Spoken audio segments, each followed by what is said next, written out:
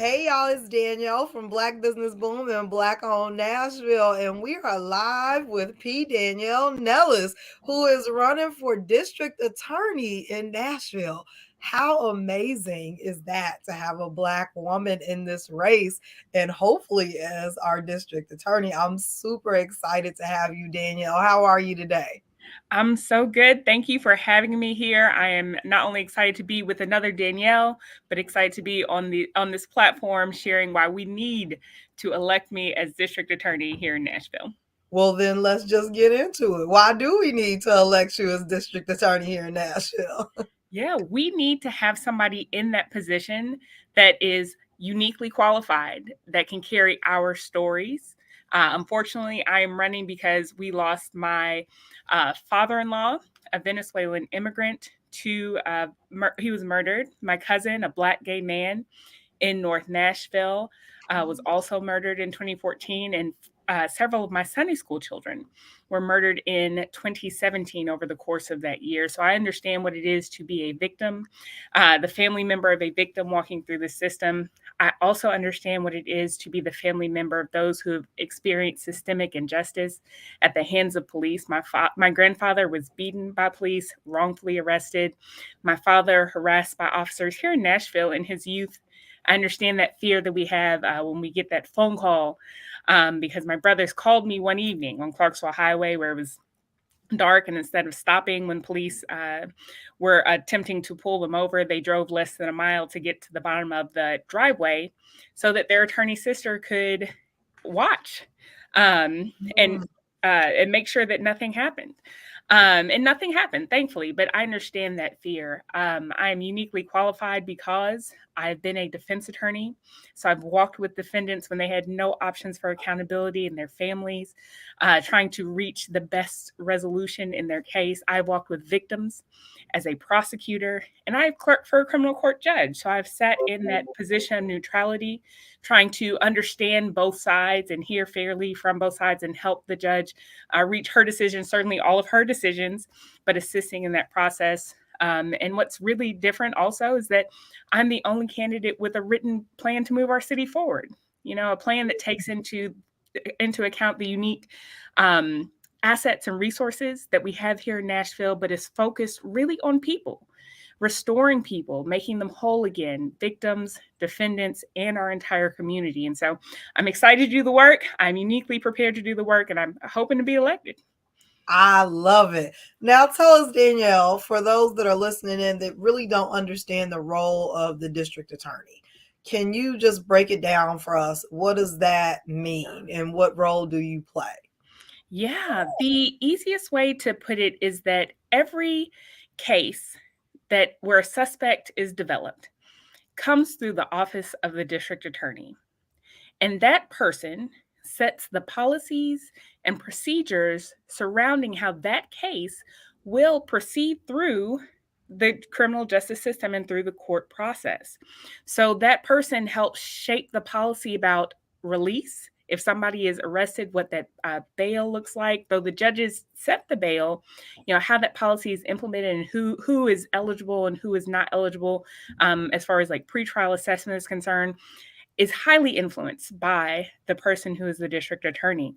How cases are charged, if they're overcharged when they're indicted, is set by the district attorney. The way people are sentenced. Yes, there are sentencing laws in place, but the way we view cases, the way the assistant DAs are trained to view the cases, is set by the district attorney. And so every case comes through the DA's office. So we need somebody in that position who has a real understanding of the nuances of our criminal justice system and this criminal justice process. Somebody who understands the inequities over time, somebody that understands what often brings people in contact with the criminal justice system. We know that crime, for the most part, criminal behavior is a trauma response, poverty being a trauma, that there are conditions that make it more likely for somebody to come in contact with the criminal justice system, being unhoused or homeless, having food insecurities, and things like that.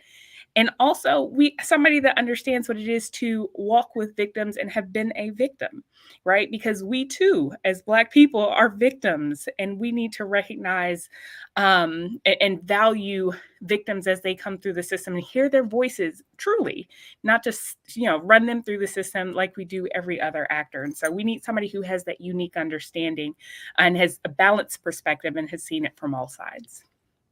I love it. That was wonderful, Danielle. We're super excited to have you again just here to explain us, because a lot of times we're going down the ballot. We don't really even truly understand the power that folks have in these positions that we're electing them for. So I appreciate you. My whole understanding is from of a DA came from Law and Order SVU, so but I know just from watching TV, how important that person is, and that having someone that is uniquely qualified as well as understands the Black community, it can be really huge, especially in a city like Nashville.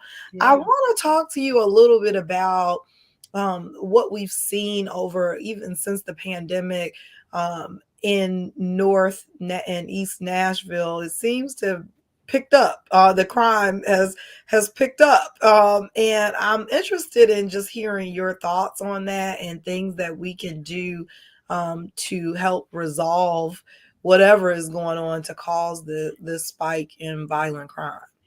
Yeah, I love how you've noted that it is in certain areas that crime has picked up, because in some areas it has gone down. And we need somebody who understands that it is not just a broad sweeping crime is bad everywhere. Crime is bad.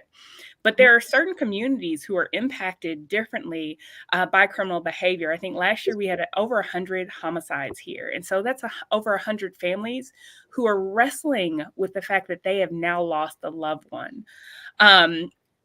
To answer the question about what we can do, elect a new DA. Just put that plug in there first. But really, we need somebody who has a new way of thinking about how we address crime and criminal behavior. My goal, my 4 principles that I would like to implement in the office are community engagement. We cannot arrest our way out of the problem. And we know that if holding people in jail was a solution and made our community truly safe, we would be the safest country and the safest state in the world. But that is not the case. Tennessee incarcerates more people than most Western nations, if not all Western nations, our number of our incarcerated population. 37208, like you said, out north. I grew up out north. I'm from North Nashville. 37218, 37208. My family's been in Nashville for 6 or so generations. So I understand that very personally and know people who have been impacted by the system, certainly in my family as well. And so, recognize that we can arrest our way out. We cannot imprison our way out. We've got to start thinking about how, as a community, we work to prevent the criminal behavior and crimes in the first place. And again, the way we prevent it is by creating healthy and whole neighborhoods. We make sure people have access to the resources that they need. They have good education. And we put in place mechanisms so that when people do come in contact with the criminal justice system, they're able to be connected back to those resources, so we don't see them cycling in and out, in and out, in and out. One of the statistics that's floating around in this grand conversation is that there are very few people being held in jail on misdemeanors and low-level crimes currently. Well, the issue is, one, 60% of the bodies held in jail right now are Black and brown bodies here in Davidson County, which is a disproportionate representation. 2, if people are simply cycling in and out and not being able to be connected with the resources that they need, then we know that they're just going to keep coming in and out. We don't ever address the root cause in the system the way it's set up right now. So I think, Nashville being the vibrant community that it is, very well, Danielle, we have a beautiful group here, 32,000, I think, in the Facebook group. But Nashville has always had a vibrant ecosystem of nonprofits and community-based organizations who care deeply and are ready to tap in and make a difference. But we have to invite them to the table to come up with the solutions to address those issues. This has been fantastic, Danielle. I mean, I love, someone dropped in the comments and said, I love her energy and intentions. And I have to second that I do as well. solutions, coming up with Solutions. solutions that fit the community. Yes. Not, we can't take this blanket approach to policing our communities. We need those organizations, like you Mhm. mentioned, to step in that are doing the work. They're Yep. doing the work and don't necessarily have a voice Right. in the process, or don't have the resources they need to really do the work that they are capable of doing. So I am super excited to have you on the ballot. What can we do as a community to support you and to make sure that, everyone knows that there is a Black woman that is running for DA in Nashville? So there's some really easy ways to get the word out. I dropped a link earlier this week or last week here in the group, and it's a donation link specifically tailored to the Black People Making Moves group. And I said, if all 32,000 of us gave $32, we would raise over $1 million, easily out fundraising every other person in this race. But I also recognize the way that we do philanthropy in our communities is different. And so, what I'm then also asking is for your time. We need people to cover the polls, right? We need to always have somebody in front of all the polls with a sign saying, she's the one, she is it. Race is going to come down to a total of about 95,000 people in the entire city voting. That's a tiny percentage of folks. Yeah. So to win this race, we really only need about 35, maybe 40,000 votes to win.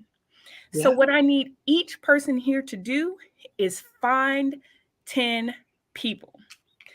Find 10 people and tell those 10 people, I'm voting for P. Danielle Nellis. You need to vote for P. Danielle Nellis too. And tell them to tell 10 people. And we know our text networks are vast. Yeah. Our social networks are vast. And so if you are telling people and making sure they make it to the polls, we will change not just the outcome of this race, but we will change history for our families, for our kids, for our future can be completely different than what the status quo, than what's being presented right now with this other status quo candidates. We can reimagine our criminal justice system, and we've got to do it. Our kids require it. I have a 6-year-old. Yeah. In 8 years, when we get to choose again, because these are 8-year terms, he'll Yeah. be right on the cusp of driving. And I want to know that he's driving in a city that is safe for him. I love it. Again, this has been amazing. Someone asked if we can share the link again. We will make sure that we get that link. We'll reply to your comment with that link, and we'll drop it in the comments. I appreciate you so much, Danielle. I'm really, really honored to have had your time today and to learn about your platform. You are, I mean, like you said, you have a written plan, and it sounds amazing, and I have full faith that with the right support you will execute that plan. And that's one of the reasons for me having folks come and go live with me, because we gonna hold you accountable. Like we Please. want to hear the plan, and then we gonna check in with you once you get in office and make sure that we hold you accountable as a community for the things that you can do to support us. So I appreciate you. Before we wrap up, I want to shout out Heartbeat of One's Destiny. I'm wearing their t-shirt today. Life is a team sport with individual responsibilities. And at the bottom there has group economics. And I felt like that was really fitting for our conversation today, because if everyone tuning in just grab 10 people and they grabbed 10 people, we could make sure that Danielle got in office as the district attorney. Like, we could do this. If half of the people in the Black People Making Moves group showed up at the polls and voted for Danielle, that would be a huge dent. That would get her halfway where she needs to go to win this race. So together, us coming together and putting our support behind someone together can really make a huge difference here in Nashville.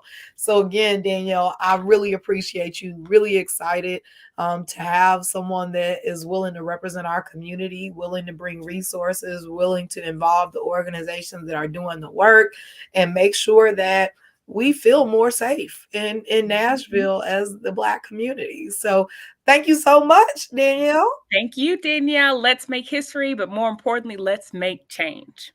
I love it. Thanks so much for tuning in, everyone. We will make sure that we get that link. If you can donate anything, it will help to give Danielle a boost, and hopefully that boost will get her into office. But also make sure that you show up to vote. Danielle, when does early voting start? Early voting starts April 13th, so next Wednesday. It'll be at the Howard School Building for a week. The following week, we will open up the early voting locations, including the Bordeaux Library, Casa Asafran on Knowlesville Road. There's a whole list. And then on May 3rd, every polling place will be open. So we've got to show up and show out We for this don't have election. long, so let's plan for it. All right. Thank you so much, Danielle. Have a Thank wonderful you. day. Thank you again for joining me, and thanks for